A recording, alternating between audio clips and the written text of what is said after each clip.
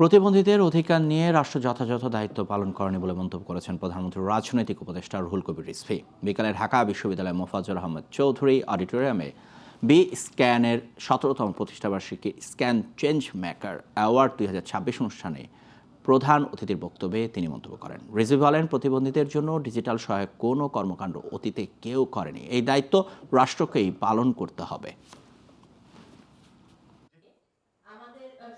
প্রতিবন্ধীদের অধিকার এবং সুরক্ষার আইন হয়েছে, কিন্তু এই আইন বাস্তবায়নের জন্য আরো কিছু করা দরকার, সেগুলো হয়নি।